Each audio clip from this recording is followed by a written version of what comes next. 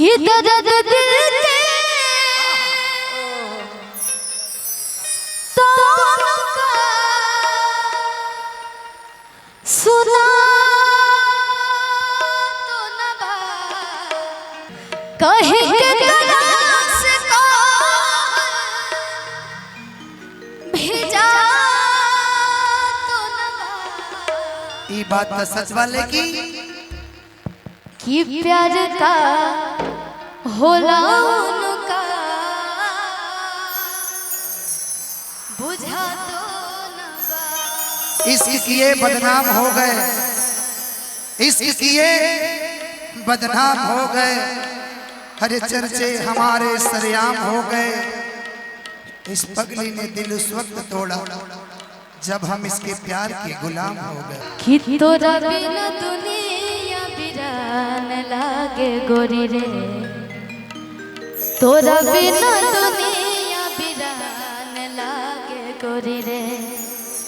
जियत शरीरिया बेजान लागे गोरी रे, कि जियत शरीरिया बेजान लागे गोरी रे। तोरा बिना दुनिया बिरान लागे गोरी रे, तोरा बिना दुनिया बिरान लागे गोरी रे। प्यार का होला उनका बुझा तो नबा। आपको पता है भैया, जब प्यार लड़का लड़की करते हैं, रिलेशन जब खत्म हो जाता है तब लड़का के ढेर बदनामी ना होला, लेकिन जो लड़कियों में रहले ना ओकर बहुत गंदा तरीका से बदनामी होखेला। बियाह शादी करे में बहुत दिक्कत होखेला। तो कभी भी कोई से अगर सच्चा प्यार करे के चाहे तो शादी तक जाए के चाहे, मंडप तक जाए के चाहे, ये ना कि बस वादा कर करके बस बीच रास्ते में छोड़ दे। हमरा के भुला गइले जाने उ कहां गइले, रोज रहे देखिला अभी ओले लाए।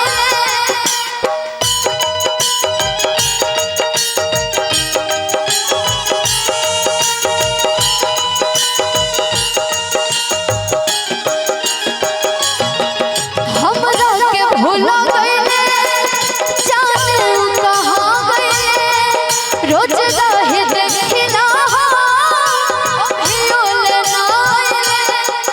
रोज रहे देखिला अभी ओले लाए। अब सितमता अब सितमता सनम के सहा तो नबा। अब सितमता सनम के सहा तो नबा।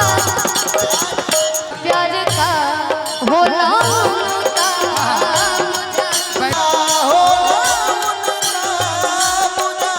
जब अब प्यार किए है ना। अच्छा प्यार भी होखेला ना कि अगर हम कोनो चीज गिफ्ट देता नहीं तो चीज के बड़ी संभाल के रखल जाला, बहुत बहुत प्यार से उस चीज के रखल जाला, हर एक चीज के। तो है लड़के के भाव बा,